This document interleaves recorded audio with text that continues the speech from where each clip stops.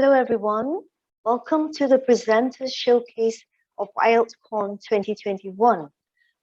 It's 11 a.m. here in Penang, Malaysia, so a very good morning to you. And if you're not in our time zone, good afternoon, good evening. My name is Denise Kwa, and it is my pleasure to introduce to you 4 special presenters who have been selected to share their views on different aspects of ELT that can impact the teaching and learning of English today and tomorrow. Without wasting any time, let me introduce our first presenter, Professor Neil J. Anderson from the United States. Neil is Professor Emeritus of English Language Teaching and Learning at Brigham Young University, Hawaii. His research interests include second language reading, language learner strategies, and learner self-assessment. In this presentation, Neil will share with us why he believes it is necessary to build reading skills from the bottom up. Over to you, Neil. Hello, and welcome to this conference presentation entitled Building Reading Skills from the Bottom Up. I want to acknowledge that I have a collaborator for this session, Aisara Otarova. As we focus our attention during this conference presentation on building strong bottom-up reading skills, I want to extend a challenge to you that you will take one idea from this presentation that you will explore in more detail and implement one small change in your teaching so that you can assist your students in building stronger reading skills. As we focus on the development of stronger bottom-up reading skills, I simply want to also remind you that building those bottom-up skills is simply one part of a larger curriculum for reading instruction. This slide illustrates some of the components that might be present in a strong reading curriculum. When reading is the focal skill that you are trying to help students develop greater depth in, you want to make sure that there are appropriate opportunities for grammar learning and vocabulary learning within the reading curriculum. You also want to make sure that there are meaningful and appropriate opportunities to integrate reading with writing, speaking, and listening. And a well-developed reading curriculum will also take advantage of technology to make sure that in appropriate ways you're using technology to help students develop depth in their ability to be efficient and effective readers. We want to remember that during reading instruction, comprehension should be our goal, that we're trying to help students develop their abilities to comprehend what they're reading and to then be able to use what they're reading in meaningful and positive ways. As we develop depth in reading, there are 2 primary components that typically exist in a reading curriculum. There is intensive reading instruction. This is the part of the curriculum that happens during class. And there's extensive reading instruction. This is the part of the curriculum that should focus on what students do outside of reading, the classroom. During intensive reading instruction, there are many aspects that could be focused, the focal point for intensive reading instruction. It could be the bottom-up skills of phonological instruction or vocabulary instruction or strategic reading or reading fluency. These are just 4 examples of elements that could be part of your intensive reading instruction. During extensive reading instruction, this is, as I mentioned, this is what this students would be doing outside of class. We want to provide students with a well-balanced opportunity to read both narrative and expository texts so that they can practice outside of class the comprehension building skills that we are giving them during intensive reading instruction.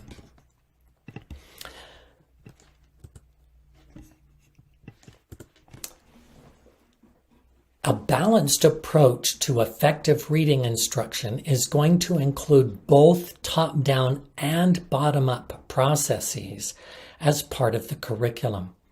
Examples of common top-down processes would be building students' metacognitive knowledge, strategic knowledge, world knowledge, background knowledge, and their literacy knowledge.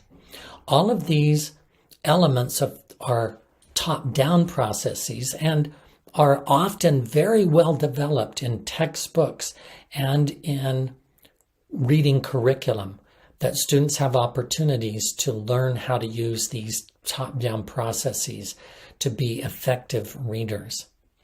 The bottom-up processes, which are often overlooked in a reading curriculum, include phonemic awareness, sound blending knowledge, sound symbol knowledge, decoding skills, and sight word recognition.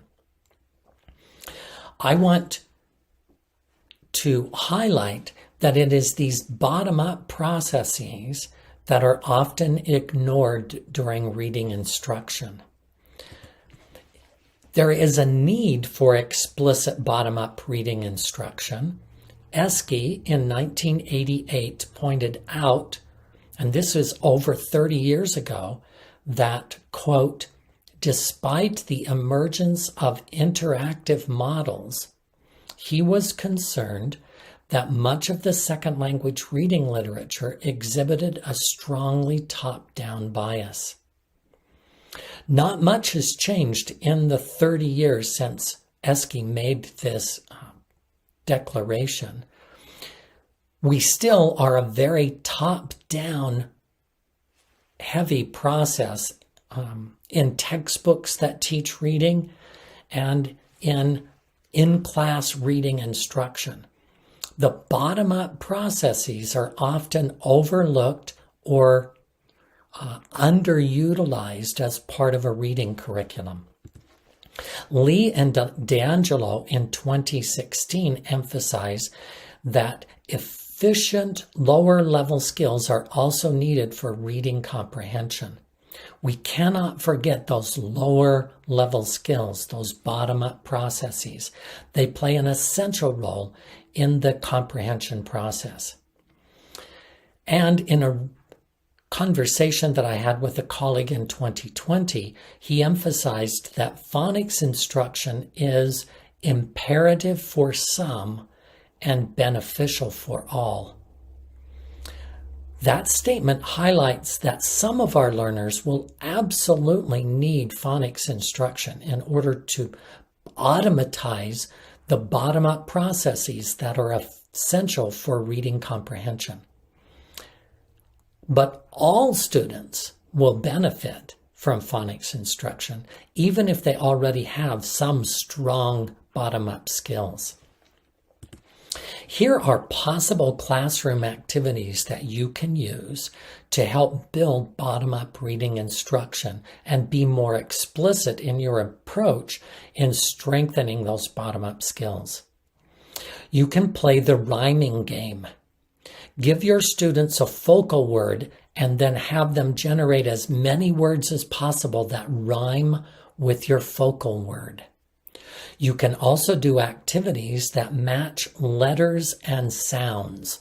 So you could give the students a worksheet with letters, and then you could give the students one of the sounds of the English language and have them then identify which letter corresponds with the sound that you have given them. You can also practice activities where you're sequencing sounds and letters. There's one activity that I have used with what is called iELT-Con boxes. They're simply boxes on the worksheet, and you provide the students with letters from the English alphabet, and then you say a sequence of sounds, and the students take the letter that represents that sound and puts it in one of the boxes on the worksheet in order to demonstrate that they know how to sequence the sounds that you have given them with the letters that correspond to those sounds. You can also prepare activities that are called rapid shape recognition, rapid letter recognition, and rapid word recognition. In these three types of bottom-up activities in the classroom, you will give the students a shape, a letter, or a word, and then on the worksheet, you will provide them with distractors and the matching shape, letter, or word. And the student's task is to simply look at the target shape, letter, or word, and then look at the options that are available on the worksheet and put a line through the matching shape, letter, or word.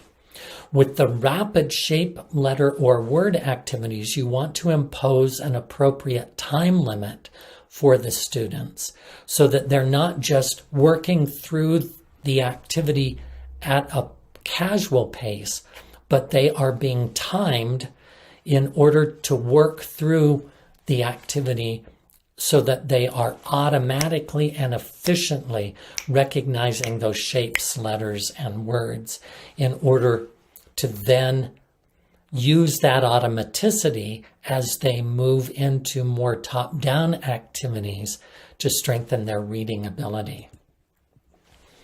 I want to highlight that one other conference presentation at this conference is by my colleague, Aisara Otorova.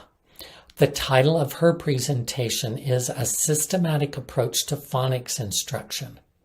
Aisara is going to go into more detail into some of the things that could be done in a classroom where you're focusing on phonics instruction with a systematic approach. As I close, let me just remind you of the challenges that I gave you at the beginning of this presentation.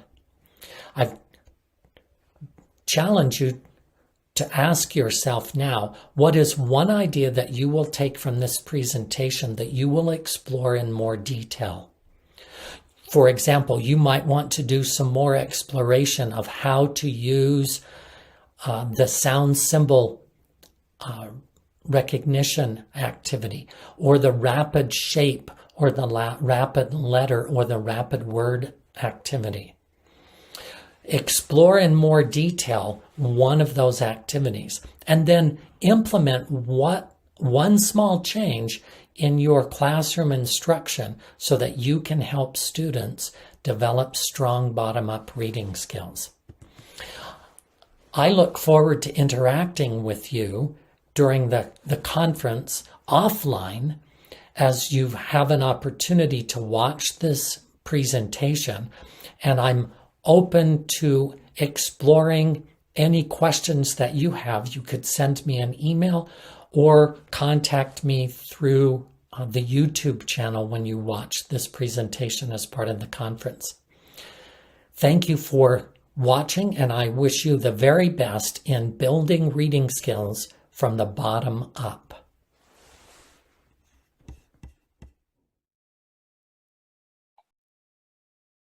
Thank you, Professor Anderson. I like your challenge. And I'm sure our viewers have taken up your challenge and will leave this session with at least one idea from you, which they will try to implement in their reading lessons in order to develop a stronger foundation in reading, as you say, from the bottom up. Ladies and gentlemen, our next presenter is Indrani Liu from Veritas Edu Consultancy in Malaysia. Indrani has been teaching for 31 years in Malaysia and England. She enjoys teaching English from the early years to tertiary level. She's a passionate constructivist educator who also conducts teacher training. Today, Indrani is going to share with us how she fully exploited a book. And in this presentation, let us listen and watch how she achieves the goal. Ladies and gentlemen, I give you Indrani Liu with a presentation, How I Am Malala Impacted Adolescent Conscience and Developed Contemporary Values. I Am Malala was a book that I chose to study with my year 10 and 11 students who are pursuing IGCSE First Language English. I wanted a book that will open their eyes to what's happening around in the world, contemporary events. And I also wanted them to consider and think about beliefs and values. And now I would like to share how I Am Malala profoundly impacts adolescent conscience and develops contemporary values. Reading I Am Malala opened my students' eyes to culture and values in other countries.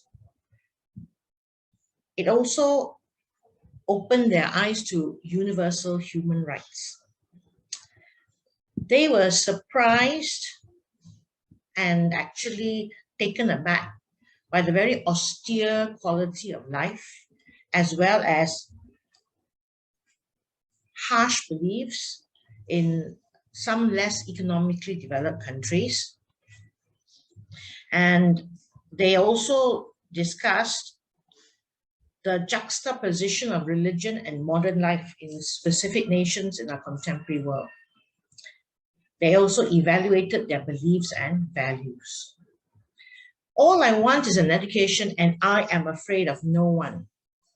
Who is Malala, who can make such a strong statement?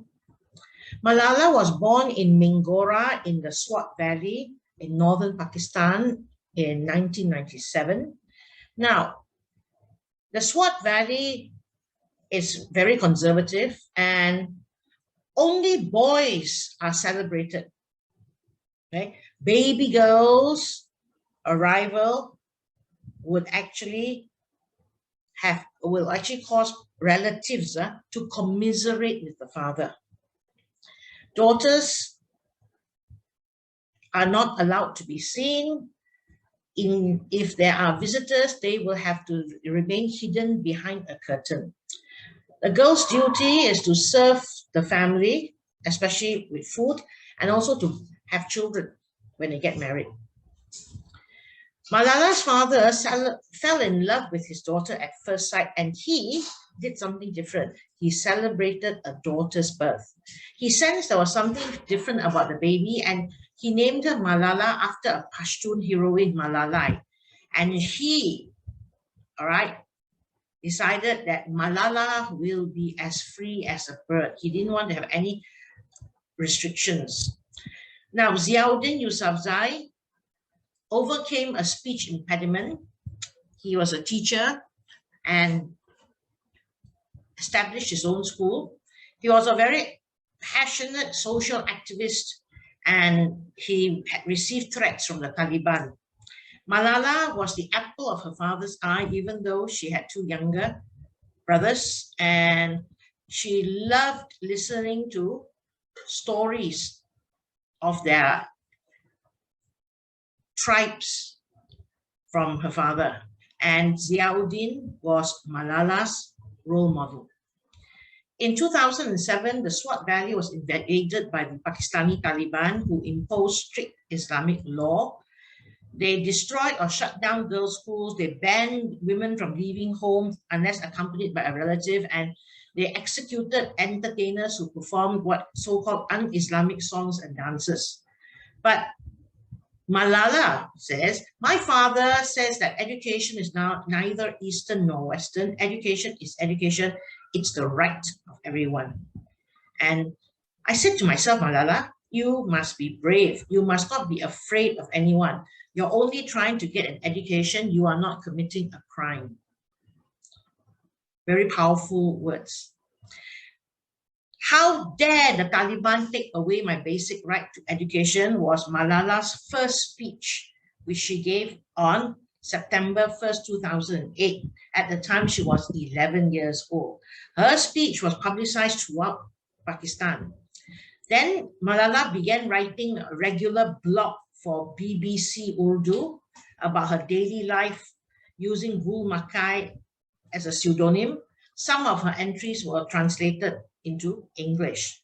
Then the Taliban announced that all girls' schools will be shut down on January 15, 2009. And more than 100 of these schools were bombed. In February, Malala made her first television appearance on a Pakistani current events talk show, and the New York Times released 2 documentaries about Malala, Class Dismissed and A Schoolgirl's Odyssey. This means that she became more and more famous, and all right, the Taliban were watching. When the whole world is silent, even one voice becomes powerful. The other people in the Pashtun Valley kept quiet because they were afraid to incur the wrath of the Taliban. On October 9, Malala was shot in the head by a Pakistani Taliban gunman on the way home from school. And the Pakistani Taliban actually announced that they had attempted to kill her. She survived the attack and was flown to Birmingham for treatment. Here is a headline: 14-year-old activist shot and critically wounded. Taliban threatened to attack again if Malala survives. Malala Yousafzai at the Queen Elizabeth Hospital in Birmingham. She was flown to UK. And Malala, the girl who was shot for going to school. The picture is the school bus she was in. There's the blood there. Now, obviously from the newspaper headlines, Malala's attempted murder shocked the world, and world leaders strongly condemned the Pakistani Taliban. She paid a terrible price, but the price she paid may have awoken the world in a way that nothing else has. And that is true. This comic here shows very clearly, all right, what the Taliban had decided, why the Taliban had decided to kill her. When they saw Malala campaigning for girls' right to education, okay, they saw a terrorist. They did not see a 14-year-old girl. Right? And that is why they shot her. Some people call me the girl who was shot by the Taliban, and some the girl who fought for her rights. And both are true. She was shot by the Taliban because she fought for her right to education.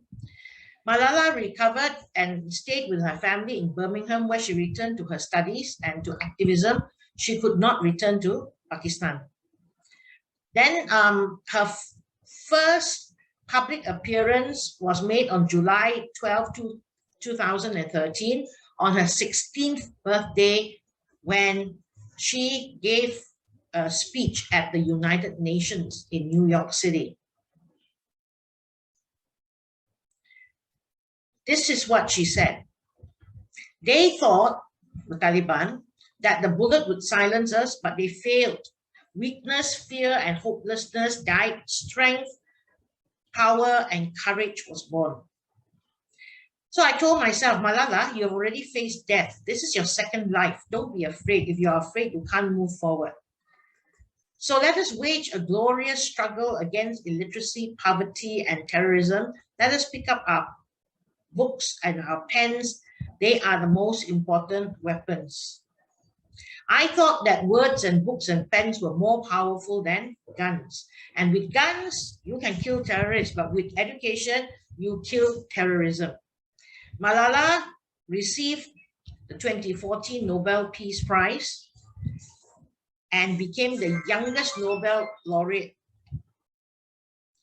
And she says that I tell my story not because it's unique, but because it is not. It is the story of many girls.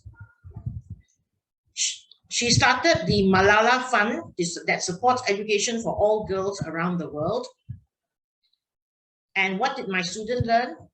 Her Malala's willingness to die for education, as opposed to taking education for granted. My students' attitude towards education changed, and they felt how fortunate it is that in Malaysia, all children have access to free and safe education.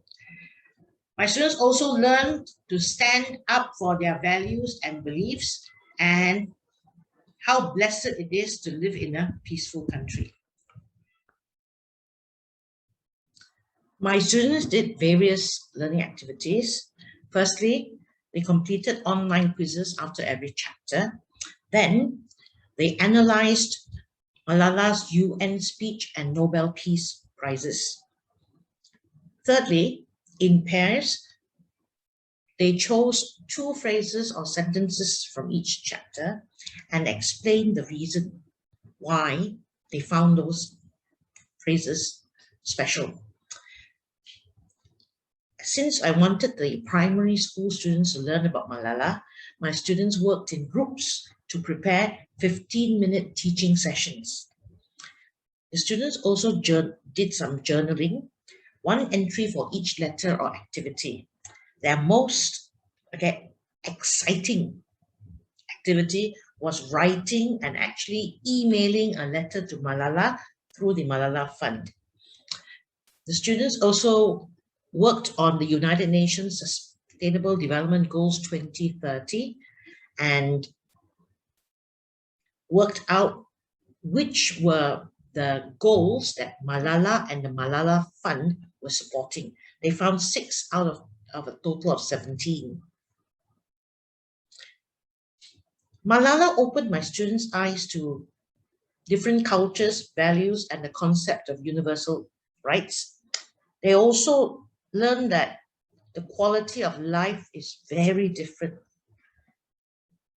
in many countries of the world.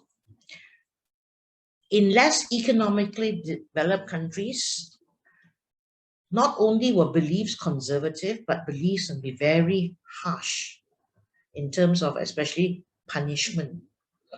And modern life in some countries of the world is living very uncomfortably with religious values and religious expectations.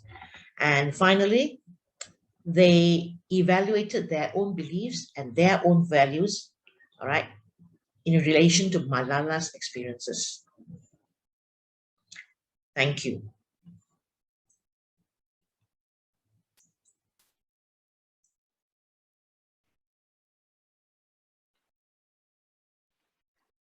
Thank you, Indrani, for sharing such a wonderful way of teaching our students very relevant soft skills and values education. There is nothing like bringing real life stories into our language classrooms and helping our students learn lessons from them. Sometimes we forget to count our blessings. And Indrani, you have shown us a great way to not only teach English, but also to teach our students to appreciate what they have more and to sympathize with those who have less. Well, our third presenter today is Ramya Subramaniam from SMK Bandar Tasik Mutiara in Malaysia. Ramya is a secondary school teacher in this school, and she has a Bachelor of Education, TESOL, from the Macquarie University, Australia, and a Master's in Education, also in TESOL, from University Science Malaysia. Let us sit back and watch Ramya as she presents to us on the topic of flipped assessment.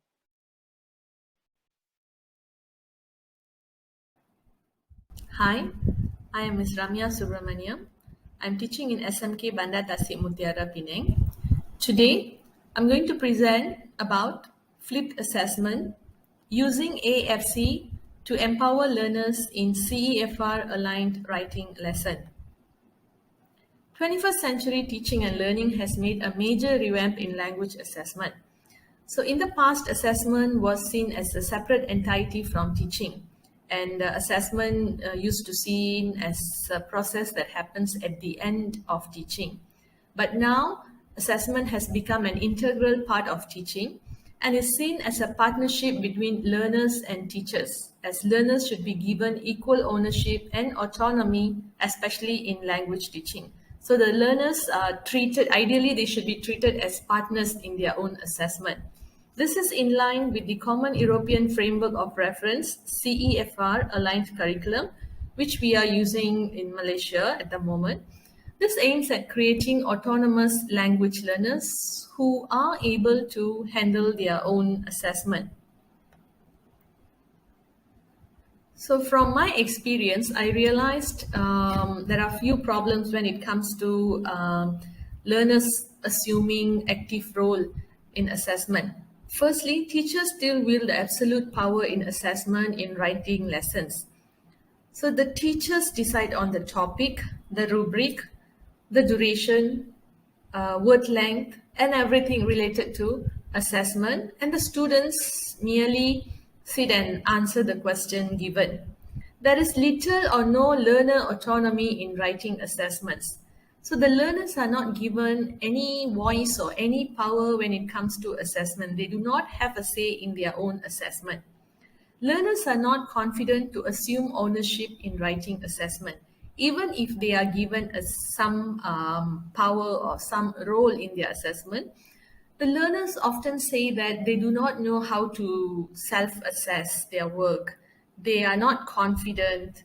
They do not know what are the elements of a good writing. Okay, so there are two research questions underpinning this study. First, does flipped assessment improve pupils' performance in writing lesson? And secondly, how do pupils feel about managing their own assessment? So there are three objectives. The first one, to explore the possibilities of using aim, focus, check to reduce teachers' domination in writing assessment. It's like we are trying to take away some power from the teacher by using aim, focus, and check. To investigate the effectiveness of flipping the assessment to give some autonomy to learners. We do know about flipped instruction, flipped teaching. So I was thinking, why not we flip the assessment? What I mean by flipping the assessment is it is related to role reversal, whereby instead of learners being at the receiving end, why don't they take an active role in assessment? They take the center stage and the teachers takes a step back and let the learners handle some parts of the assessment. So this is what I mean by flipping the assessment. So from the teacher being the sole dictator, the sole person in charge of assessment, we flip the role and the learners take the center stage and the teacher take a passive role when it comes to assessment to provide some confidence to language learners to self-assess their writing. So some of the learners, they refuse to do self-assessment or peer assessment because they do not have the confidence. So probably they need a tool that not only will boost their confidence, but also help them to self-assess or do peer assessment to writing. So what is the intervention recommended? Aim, focus, check. AFC. So AFC refers to three stages during writing assessment. The first stage is AIM, whereby the students pre-decide a band in CEFR writing scale. As we all know, there are 5 bands, 5 scales in CEFR writing scale. So the learners, I'm using a PT3 CEFR writing scale. So the learners pre-decide whether they want to focus on band 1 or band 2, band 3, band 4 or band 5. They can choose the band depending on the topic and depending on their confidence level. If they are confident in answering the question, they can choose a higher band. The second stage is focus, whereby the students choose the focus of the day, meaning 2 aspects that they want to be marked by the teacher. And the third one is a checklist, Did I checklist. The checklist is called Did I checklist. So Did I checklist serves the purpose of self-assessment and peer assessment. So AIM means pupils pick a band from CEFR writing scale prior to their writing assessment. For example, if I tell my pupils that, okay, today we are going to write a message about giving suggestions, okay? So if the pupil is very confident about giving suggestion, the pupil will pick probably band 4, band 5. If the learner is not very confident, then probably they will choose band 1, band 2. They can choose any band that they want to achieve for that particular assessment, and the teacher will only mark the writing against the band picked by the pupil. For the focus, the pupils are allowed to choose 2 aspects of writing that will be focused of the assessment. So if they want the examiner to mark their tense mistakes and punctuation, then they will let the teacher know that, okay, today my focus is tense and punctuation. So the teacher will not mark other aspects. The teacher will ignore or downplay the mistakes that happens in other aspects, unless it's a big mistake and it need to be addressed on that day at that moment. Then the teacher will let the student know. Otherwise, the focus will be on the elements chosen by the learners. The third stage is check, where they are given a checklist with 10 statements. And these 10 statements have examples, like here, these are the statements, and here are the examples. Like, for example, one of the statement reads, did I use correct tense? So the example will be a sentence in past tense, a sentence in present tense, just to give a clear picture of the statement. And then there'll be a column for self-assessment, peer assessment. If they have done self-assessment, they will tick in that column. And then the peer assessment, friend will tick for them. For example, another statement will be like, did I use correct punctuation? So here, the examples of punctuation, so that this will guide the students. Sometimes if we ask the students to do self-assessment, to edit their work, they do not know how to edit, what to look at, where to start from. So this checklist will help them, will guide them, so that they will know what to do and how to do. So once they are done with this, then their friends will do the same will use the same checklist to do peer assessment. So the methodology I used, this is a quasi-experimental research, and I used Form 2 students, 32 Form 2 students participated in this study. And I tried this for 3 months. The instruments that I used for this study is pre-test and post-test writing task with similar questions and a questionnaire. The participants were given a pre-test. It was about giving suggestion, and the scores were recorded. And then I started trying AFC method. So I employed AFC method during every writing assessment, whenever we do school-based assessment, for 3 months. And after 3 months, a post-test, again about giving suggestion, but a different scope, was administered and the scores were recorded. After that, the participants were given a questionnaire. I adapted this questionnaire from Theo and Satapan 2020. So this questionnaire was given to study pupils' perception and attitude about flipped assessment to see whether they like being in the limelight when it comes to assessment, whether they like to take the center stage when it comes to assessment, and how confident they are when it comes to assessing their own work. So this is the result, the scores from pre-test and post-test. So I've used a paired t-test to analyze the results. So from this result, we can know that the post-test mean is higher, which means there is a significant difference between students' pre-test scores and post-test scores after the treatment. So their post-test scores actually improved after the treatment, meaning after I started using AFC method. And this is the data from the questionnaire. It revealed that the learners have a positive perception towards flipped assessment. They, for example, they like to set their own target for their own assessment. So about 100% agreed with this statement, 70% agreed and 30% strongly agreed. And then when they were asked about whether tiday checklist helped them to identify their own mistakes, they gave positive response that it actually helped them to identify their own mistake.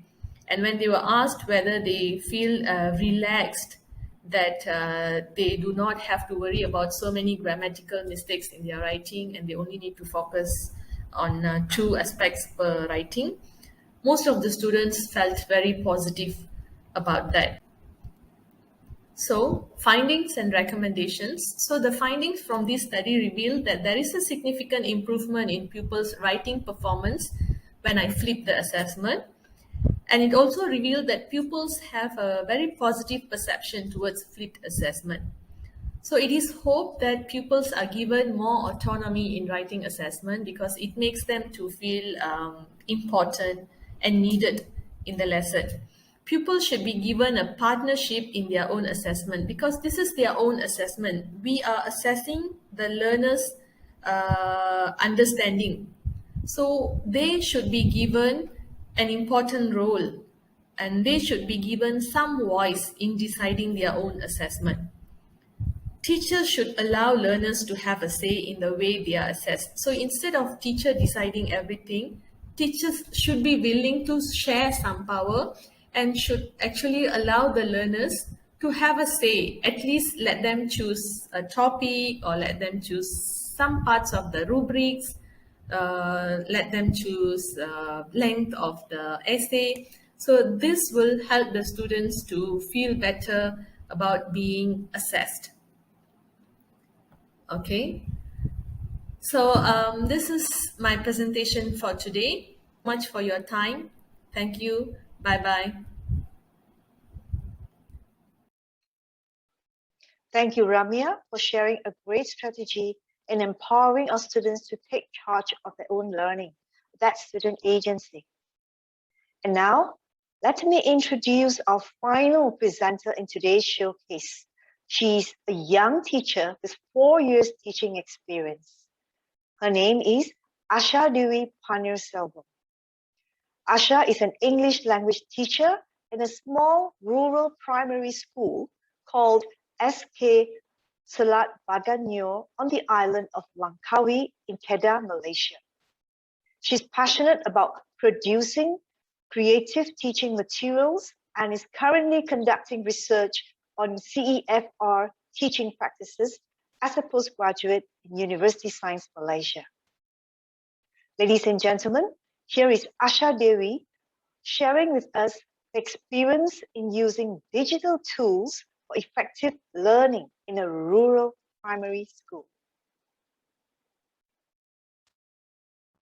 Hello and good day, everyone. I am Teacher Asha here, and I'm really excited to meet all of you on this wonderful platform today.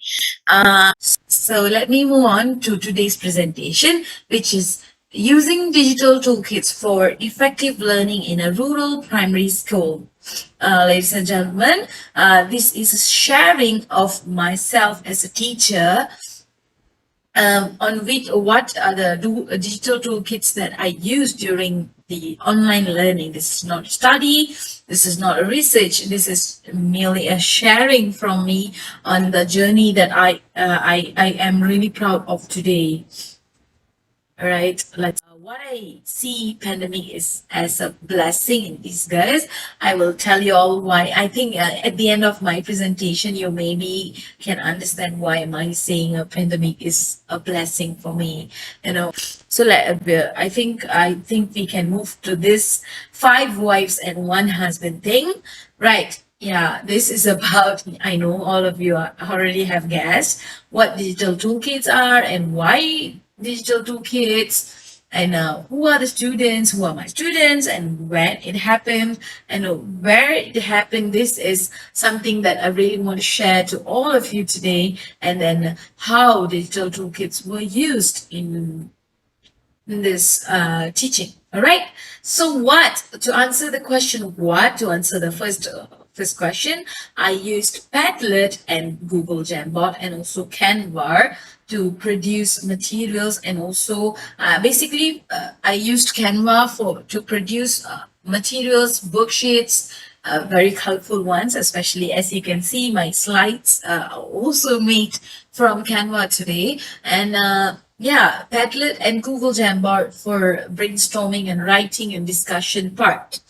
So why before going into why, I would like to introduce my school.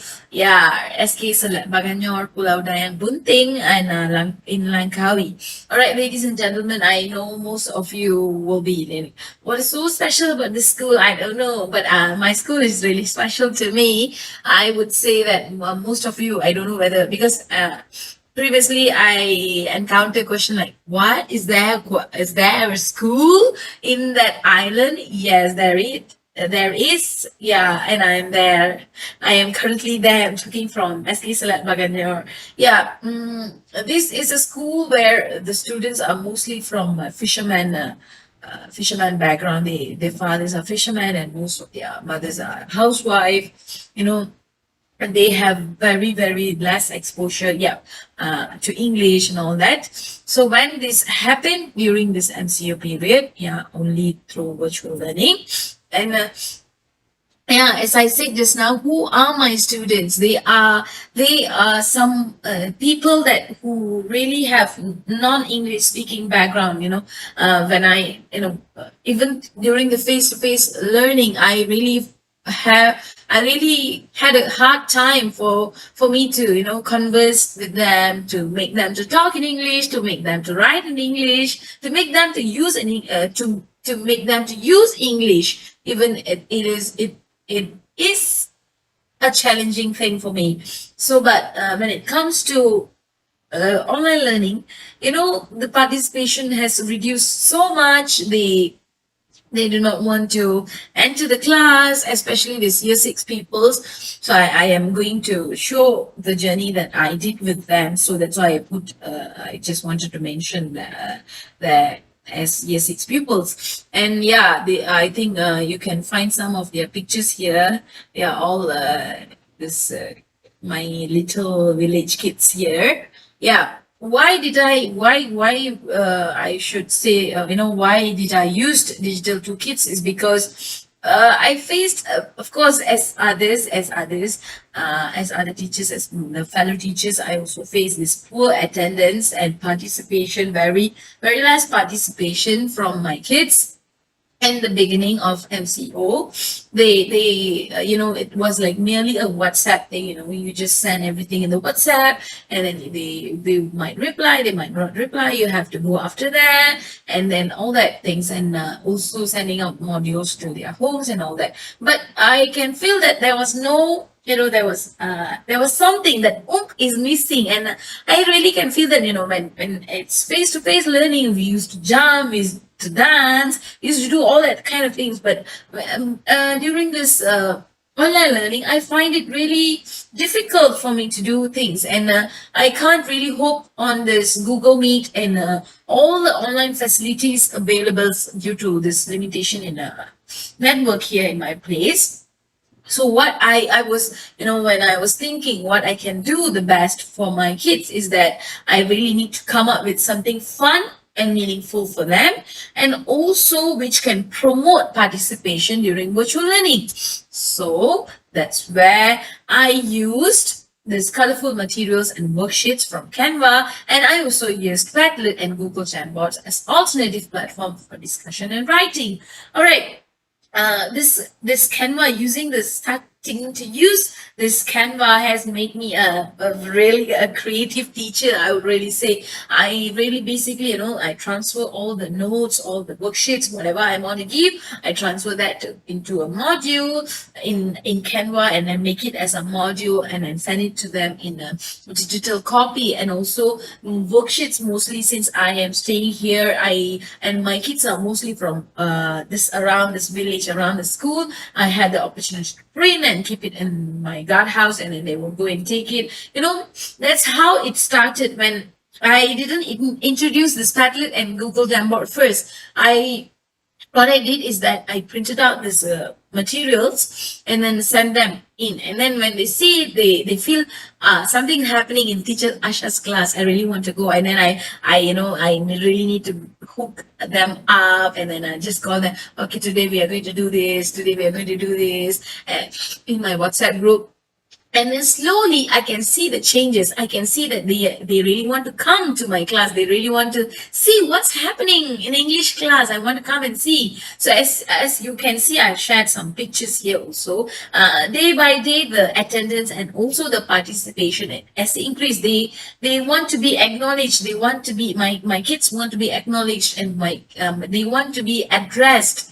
They feel that this online learning, provided them a chance or opportunity which didn't happen back in school. Some of them we might address, some of them we might not address, but here everything is there.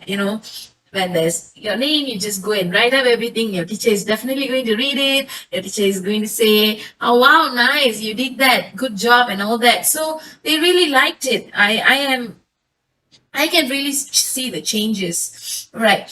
I think I have said a lot about this outcome from my students. Later, I'll be sharing some of the pictures on how ladies and gentlemen, from heart to heart, I would really like to say that this is something that I really want to treasure throughout my working, throughout my life, I would say, because my kids are not the same. I feel that they really have hard time, to find connection and all that. But when things are being interesting, things are being the way they wanted, and they feel that they are appreciated in the classroom, they really want to enjoy, they really want to come to the class, and I can see the difference. I feel that I have done something good for them, which I might not do when I'm teaching in face to face. I feel like I have given an opportunity for them to explore this technology, to explore this digital world outside. Now I can proudly say that all my kids in this class, they are a tech savvy. They can do things in a digital platform alone. I am really proud, and I am even more proud when I want to say that they can do this in English. They really want to, they have really improved. I think this is something really, really proud of. And why I came forward to present this in this conference is that I really want all the fellow teachers from the rest of the world, or Malaysia especially, to come forth and share what really your journey in throughout this pandemic. How did you manage your kids? How did you pull out things together? How did you make the online learning fun and meaningful? I think when all these things are being documented, it'll be easier. It'll be something that we want to refer to, and that's why I think this is and I'm taking this opportunity for to tell all of you, those who have joined today's conference, to see what have I done, what my pupils learn from this pandemic. I think this is something really need to be told to everyone, and I'm really thankful for that, for that especially. And then moving on to the second, something that really I want to treasure throughout my life is that you remember I was talking about these materials and worksheets. Yeah, I shared them in a Facebook page, in a Facebook page with the parents and teachers, and I received a very positive feedback and comments from all of them. It can be teachers and it can be also parents. They were really appreciative. They really liked my material, and it made me, it was a booster to me to do more, to publish more, to come up with things, to come up with more worksheets, and to share it with the rest of the teachers out there. So yeah, without further ado, let me show you all the photos. Yeah, we will move on to the photos now. All right, this is the Padlet that I've created during, to throughout the lesson. Though they will be having this name under them, and then they can start posting. So I can really see the difference. I really am proud of, back in face-to-face learning, there are people that they really do not want to come forward and talk. They really do not want to come and show their work. But now I can see the difference. But now they really want to show, teacher, I've done this. Teacher, can you see my work and all that? So I feel this is a wonderful journey. You see, all this done by my kids, and I'm really proud that I can say this to all of you. Yes, if there is, there is a mistake, that there are grammatical errors, but I think, the participation, the interest they have to come forward and write down something is already good enough for me. And yeah, I also want to share, as I was telling from just now, the feel of being appreciated and acknowledged by the teacher. They are really happy about it. When I send out this stickers and all that, they really happy. They really want more, something like that. These are some of my materials which I did using Canva. You can see, yes, I've been sharing this to my kids and also to the teachers. So yeah, this is something that I am really proud of today. And as you can see, all these comments, all these messages, these are the things that are which help me to keep moving forward. Most of them wanted to use it in their classroom, and the parents want to print them out, and this compliments make me to be really happy. Okay, yeah, I think that's all from me today. And I really want to say to all of you that I really want to continue this after when we meet the kids in face-to-face learning also. Why I want to do this is that I want to, I want to expose them to this digitalized world. I want them to be tech savvy, and also I want them especially tech savvy, and also in, to be in a to be competitive in this globalized world. Of course, they need to use English. So I think they have embarked in that journey. They have started their journey, and I'm really happy that this pandemic made us to do so. The use of digital tools in education is, I think, it's really essential as of now, and not only during this pandemic. After this, it is going to be really, really important for us, as the demand for the digitalized world is increasing, and we as teachers should embrace the paradigm shift, should embrace the change, and make use of whatever tools, whatever materials outside there, and bring it to the classroom, and use it well in the classroom to the pupils, and to make their learning a better one, a fun one, and With that, I would like to say thank you so much for listening all the while. I am really looking forward for all your feedback, comments, and also questions. And I really, as I said just now, I really I am making an humble request to all the educators out there, come and show us, come and share with all of the fellow educators that what have you done during this pandemic. Thank you so much. Take care and stay safe. Thank you, Asha. That was an inspiring presentation.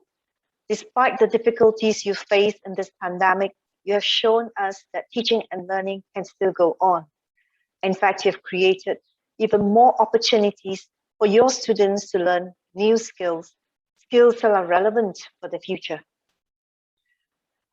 Well, ladies and gentlemen, we have seen the 4 presentations by our 4 specially showcase presenters. And in summary, we can see that the role of English language teachers today involves not just developing the foundation skills. Yes, foundation skills are important, but it also involves developing new skills such as digital skills and emphasizing soft skills and values. In short, we mustn't let go of what is core in English language teaching, but we must also not be afraid to embrace what is new. That is the way forward. Thank you for attending this session. We will take a break from live streaming now. Please come back at 2 p.m.